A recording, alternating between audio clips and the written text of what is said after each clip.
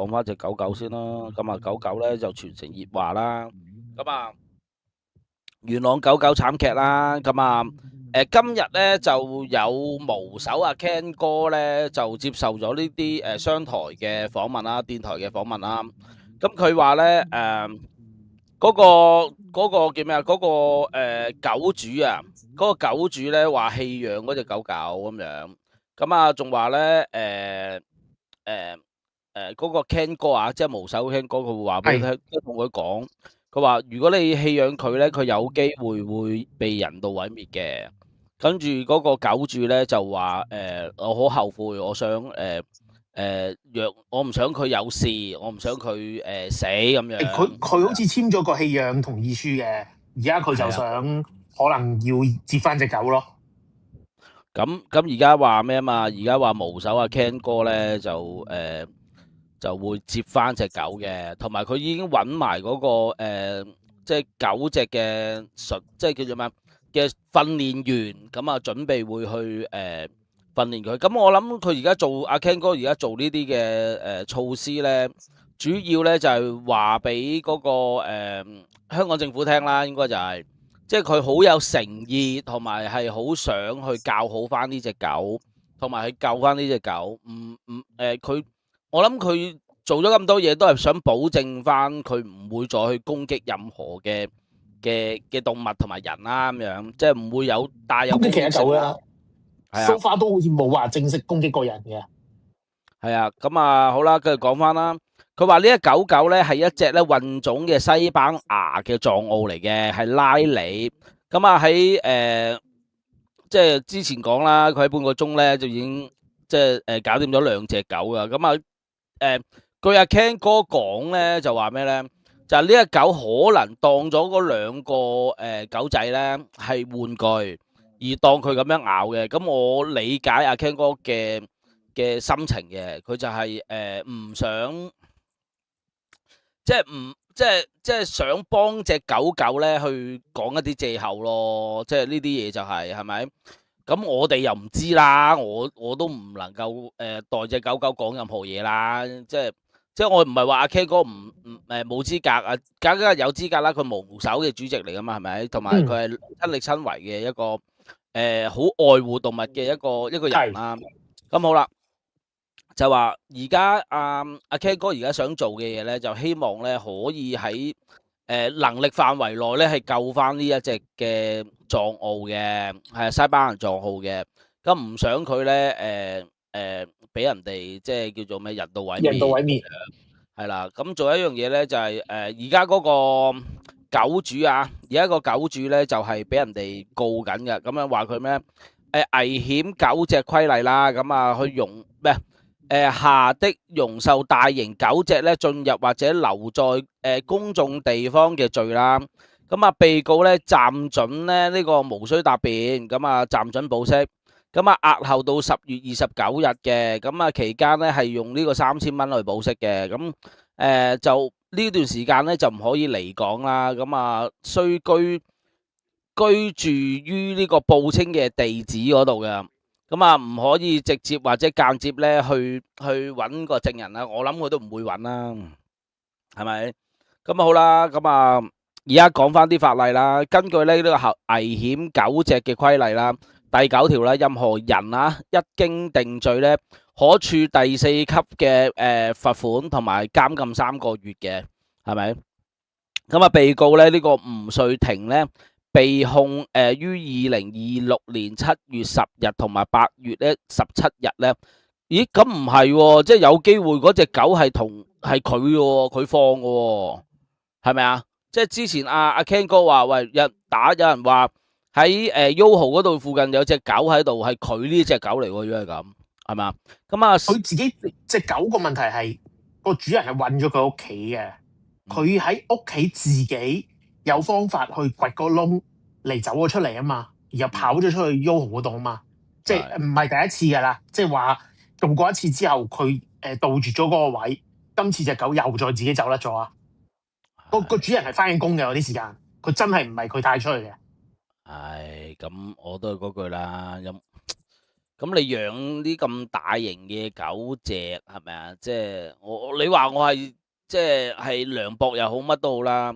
你有即係你冇咁嘅時間，甚至你唔能夠成日陪佢嘅，其實你唔應該養佢噶。呢啲狗係好需要去運動啊，去有人陪啊，周圍跑啊，要真係帶佢去啊，唔係就咁劈喺屋企就得噶，啱唔啱啊？你要係咯，即係好老實啦。嗱，而家你話隻狗自己走咗去啦，係咪？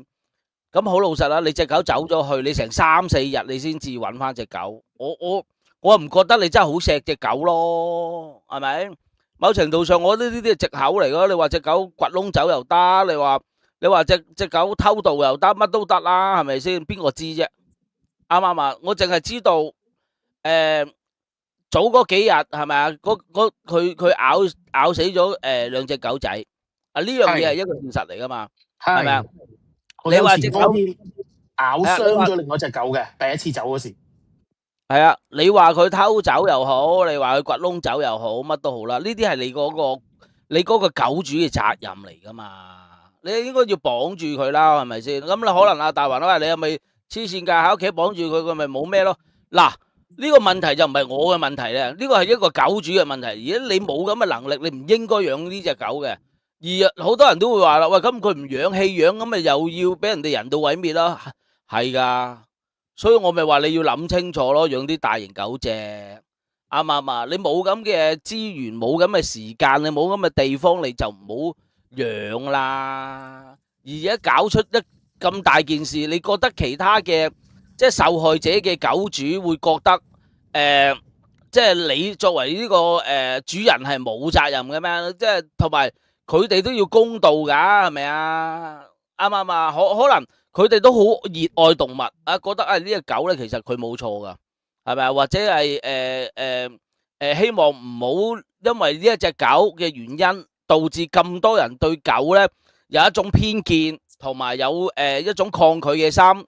或者唔想因為呢一件事令到大家都對狗咧係有一種有一種避忌啊，同埋有一種唔好嘅心態喺裏面咁樣，係咪啊？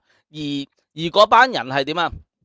而嗰班人咪咩咯？咪話哎呀，不如放過佢啦，係咪？冇事啊？點啦，係咪？咁但係問題嗰個問題冇解決到啊嘛。係咪啊？即係你呢啲大型嘅狗隻咧，係要訓練噶，係咪？好似我哋琴日咁講嘅，你要訓練佢噶，你唔係由得佢噶。而佢天性係乜嘢啊？佢天性係看家啊嘛，係咪啊？即係去保護主人啊嘛。而佢喂，佢走得出去一次啊，佢而家就走去第二次、第三次、第四次噶啦。點解啫？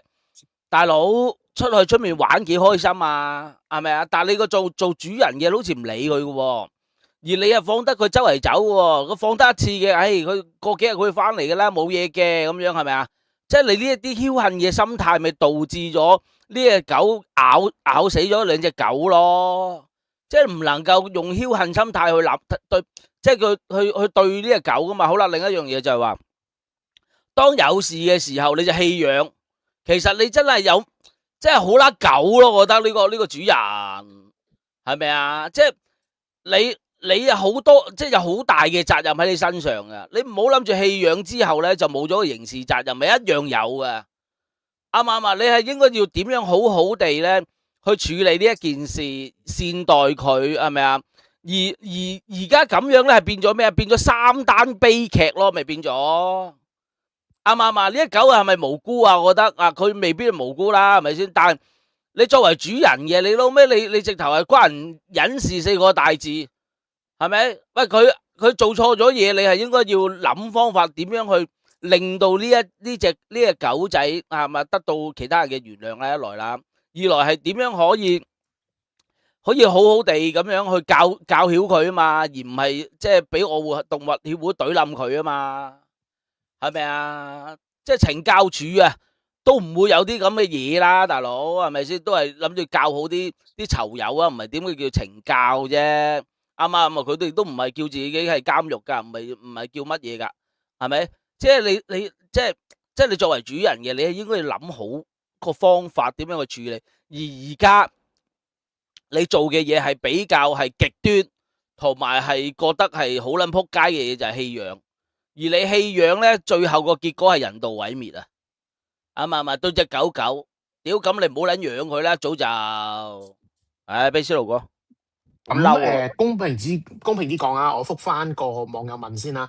嗯呢個主人咧，好似係佢第三手嘅主人嚟㗎，即係已經佢係俾人棄養過2次，所以隻狗就算係入口啊或者幾貴咧，同而家呢一任主人咧，其實應該冇直接關係，佢應該唔係買翻嚟嘅呢隻狗。咁我而家聽完即係成個故仔啦，知道原來個主人係翻緊工嘅。咁某一方面，我覺得個主人嘅責任係細咗啲嘅。即係當然啦，我唔係意思話你懟冧咗人哋2隻狗，你唔使賠俾人哋啦。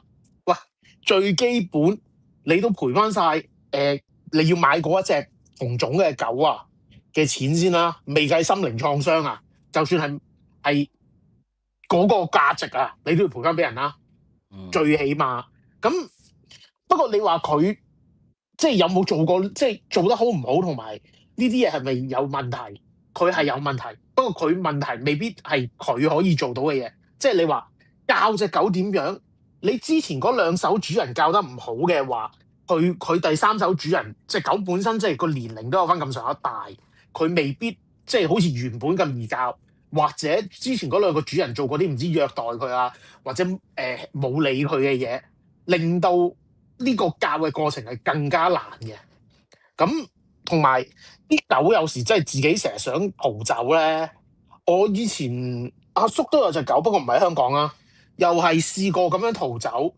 我哋捉翻佢翻去1-2次之後，佢後尾都係逃走，咁然後尾就以後唔見咗啦，揾唔翻啦。嗰個欄係已經 set 得好高噶，同埋係同一時間有2隻狗噶，係隻男狗咁發神經，係會不停逃走噶咋，唔知佢做咩㗎。咁然後隻女狗係冇嘢㗎，即係同種牧羊狗嚟嘅。我都係覺得咧，即係香港政府係要修例㗎啦。咁你而家好老實啦，你成日都講緊話咩友善社區係咪啊？即係人狗共融係咪啊？即係講到話啲狗可以入去餐廳，去邊度係咪？今日咬嘅係狗，咁下次咬嘅係人，係咪撲街？即係你都要諗下呢樣嘢㗎，啱唔啱先？好啦，阿 Sir 講話，喂，嗰隻狗自己走出去嘅喎，咁嗰個主人咧係冇咁大嘅責任嘅喎，應該係咪？咁我又唔認同喎，大佬嘢你養噶嘛，你都明知佢真係走噶啦，咁你自己諗方法去處理啦，大佬啱唔啱啊？佢唔係走咗1次喎，走咗好多次噶咯。好啦，阿 Sir 話佢之前嗰2個主人唔教，咁唔代表嗰2個唔教你唔教噶嘛，係咪啊？即係呢樣嘢，我覺得係作為狗主嘅係應該要好好咁樣。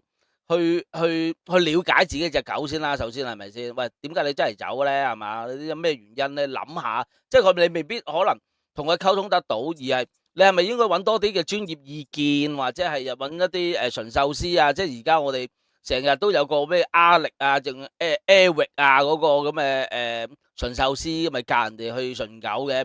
你試下揾呢啲人去諗下咯。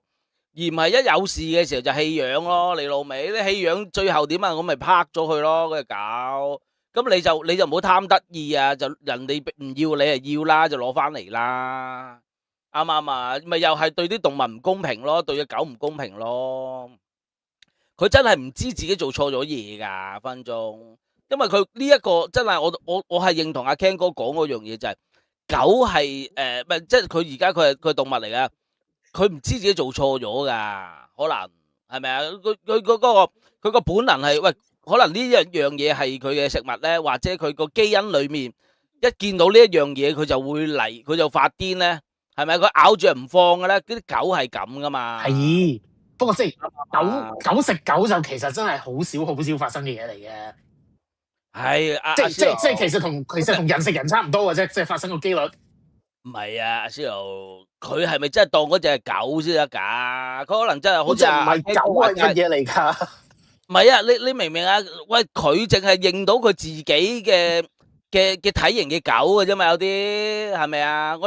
佢唔知嗰隻係咪真係狗嚟噶嘛，大咦？佬？如果你沖乾淨嘅，屌你香噴噴嘅，點撚知你狗啫？可能玩具咧？嗱，呢個即係好似阿 Ken 哥咁講，佢話喂，佢真係當咗佢係玩具喎，大佬，咁咪噬佢咯。咁你同佢搶玩具咯，佢咪屌咬住唔放咯，係咪啊？佢有同過我其他細狗相處㗎呢只狗，所以我會比較奇怪。咁我唔知阿 Ken 哥因咩理由咁講啊？即係咁佢先係專家。咁即係而家闖咗禍，我都唔知。即係其實而家阿 Ken 哥話可以揾人去教嗰只狗，咁你睇下啲受害者肯唔肯俾機會只狗咯？始終啲受害者先係自己只狗冇咗條命嗰個啊嘛。其實你問佢哋會比較直接啲，同埋阿 Ken 哥揾人去再教呢只狗，咁阿 Ken 哥都上身㗎啦呢單嘢。即係之後啊，如果呢只狗都係教唔好，然後佢又再直闖禍嘅，咁就真係，唉，我都唔知佢點解釋啦。如果係咁，我相信阿 Ken 哥係出於好心嘅，係佢係想唔想呢只狗冇咗條命，我明。不過即係如果今次要咗一啲專業人士去教只狗，如果真係教唔好咧，咁就難辭其咎㗎啦。所以我都即係有啲擔心阿 Ken 哥嗰度。即係之後就之後先算啦。咁但係問題就係而家 Ken 哥就係想咩咧？即係就係想話唔好俾佢拍咗啦。咁佢即係佢心地好好啦，唔想俾人哋人道毀滅嗰只狗狗啦。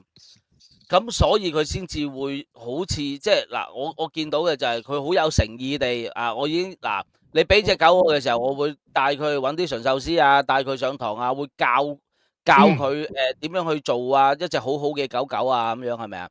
即係佢會咁樣諗咯，係咪？而家就其實佢而家做嘅嘢就係想大家都接受翻呢只狗啫嘛。係啊，想大家放過佢，俾多次機會佢，我明。咁不過呢個嘢我就會覺得係應該阿 Ken 哥同狗主同埋啲受害者去大家協商咯。咁最痛係一定係啲受害者嘅。咁佢即係你都冇理由唔理佢哋意願㗎。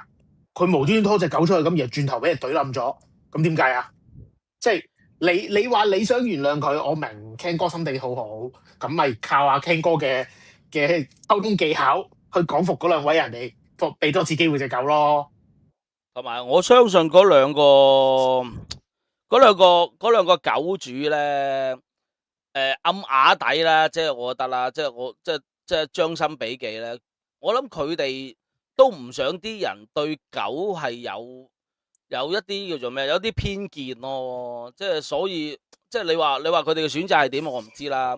但係佢哋自己講啊嘛，講過就話唔想啲人對狗啊有偏見咯，而令到大家厭惡佢哋咯。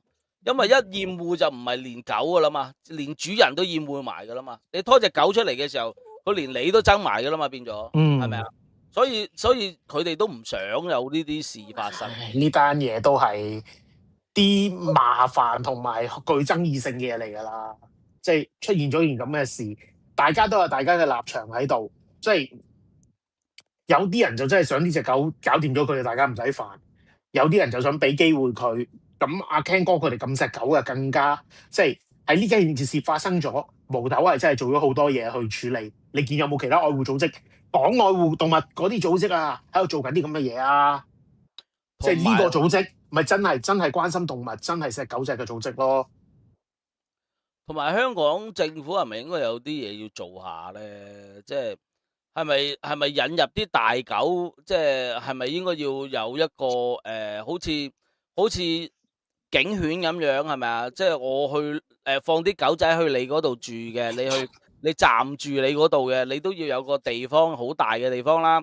而作為你嘅背景審查啦，係咪？起碼都有個背景審查啦，即係話你有冇時間去湊佢啊？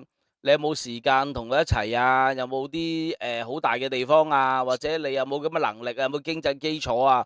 去擺喺你嗰度咧，佢係咪有一個好舒適嘅地方啊？即係起碼有呢啲咯。而我覺得係所有嘅大型狗隻係應該進行一啲調教或者係一啲教育㗎，即係細細個開始要教㗎啦，唔能夠話喂去到轉到2、3手，跟住就話喂，係啊，我好難教㗎啦。教佢唔到咯。哎呀，咁佢而家出咗事喎。哎呀，我棄養啦咁樣係咪啊？我梗唔得啦。你狗仔細個先易教㗎，尤其是你俾個幾手主人咧，你又唔知佢哋做過啲咩咧，係嗰啲有啲狗係好難教㗎啦，或者甚至係教唔到。咁我希望呢隻狗大家可以俾個機會佢咯，即係只要佢唔再犯事，其實我冇嘢嘅，我又唔係個受害者，即係希望佢哋可以教好佢啦。不過你問我易唔易，其實難㗎。唉，我諗都係冇咩，即係冇乜可能噶啦，即係咁誒。不過有嘅，有啲話神級嘅馴獸師嘅，即係嗰啲可能真係幫到佢啊。我不過咁即係其實狗同人一樣啫，有啲唔正常嘅人係反社會人格㗎嘛，嗰啲人係唔會教得好㗎嘛，唔係點會有罪犯啫？同一樣嘢啫，其實。就係咯，唔好諗得咁咩啦，唉，諗得我覺得呢只狗係無知嘅啫，即係佢嘅認知入邊，即係佢唔係真係特登去傷害人、傷害其他狗隻，去令到自己即係會遭受到人道毀滅㗎嘛。我相信佢都唔係即係知道咁樣而去做㗎嘛。係啊，同埋我覺得香港政府係應該有啲嘢做下嘅。係啊，同埋有啲狗種應唔應該俾佢入口㗎。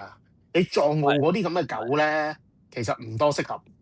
反而我又唔係咁諗，我反而係覺得咩狗都可以入到嚟，但係你哋全部人都要去考牌，而每2年呢就要去考試，係咪啊？即係好似我哋撈地盤咁啊，2年就要去重溫。咁嗰個馴獸師又好，即係你去考牌嗰條友咁，喂，佢會俾啲功課你嗱，你一嚟到嘅時候，你控制唔到佢嘅，你老味，咁你嗰隻狗咧就擺低啦，唔該你。係咪？或者就要你參加某啲課程，我諗咁樣會好啲。即係每一個人都要有個重溫課程咯，係咪啊？哦，OK 嘅，發牌制冇問題啊。你上次講咁呢件事，我都覺得冇係可以實行㗎。係啊，應該每一個狗主都要咁樣，而咪可以製造一啲就業啦，一來啦，二來就可以令到好多人會關注啲咯。即係你2年我就要帶隻狗去啦，咁樣係咪啊？帶狗去嗰度係咪啊？即係你就會去揾人去補習啊，或者去教乖你隻狗啊。唔係你隻狗咧就會俾人攞走，一係就俾人攞走，一係就點咧？一係你就要重新上個堂。咁好啦，你重新上個堂，你好麻鬼煩噶嘛，啱唔啱啊？咁你自自然然你就會好小心地去照顧隻狗或者去教嗰隻狗噶啦，係咪？如果你錫佢嘅話，所以我覺得係咁樣做係啱嘅。每兩年一次，2年一次咁樣，係咪去續牌？好合理啊！呢個都係不失為一個好嘅方法，咁可能會少啲呢啲咁嘅社會問題出嚟啦。係啊，仲有啦，你2年之後，如果你唔去嘅時候咧，可能我會吊銷你個牌照，跟住咧就喺即係可能外協就係呢個法定機構咁啦，係咪啊？我會揾人上嚟笠走你隻狗啦，或者去告柒你呢個主人啦，因為你嗱，我當係狗都要買第三者保險咁樣啦。咁當你2年之後你嗰隻狗得嘅話咧，咁佢俾個 pass 你，咁你就去買呢個第三者保險啦，係咪？即係咁樣講啦。咁你咪有個保險咯，係咪啊？嗰個保險嘅，咁你如果你2年之後係咪？你再去續嘅，咪又再買咯呢個保險。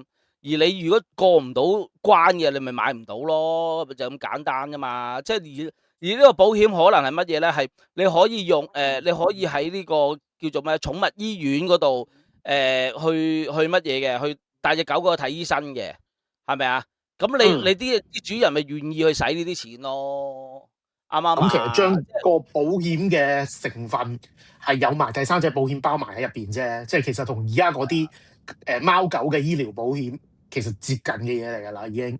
係啊，仲有喂，你唔知你隻狗會咬，喂你咬到其他動物嘅，你咪賠翻隻動物俾人咯，係咪先？佢係醫療費俾人哋咯。咁你如果你咬到人嘅，咁都要賠噶，係咪先？你即係可能天文數字噶嘛，大佬啊，啱唔啱啊？所以係要㗎，而家都唔平係要㗎，你咬瓜咗人哋2隻狗，你嗰度都幾萬蚊啦，我估。唉，幾萬蚊又唔係好多，如果咬到人啊，大撚鑊啊你，即係係咪啊？即係其實唔可以用錢嚟衡量感情㗎係嘛，啊係啊，係咪先？其實你養咗咁多年，你傷心噶嘛。不過即係好過冇咯，即係叫做你喂，賠翻個錢俾人，人哋都可以考慮下再選擇，即係會唔會再養個小動物啊？因為即係都好喂，傷噶嘛，你咁樣瓜咗。大佬喺你面前喎，你幾多錢你都唔制啦，係咪？屌，即係嗰個人都你作為一個未收過主人，你明知你隻狗咁細，你保護唔到佢，其實你都自己都有啲責任咯。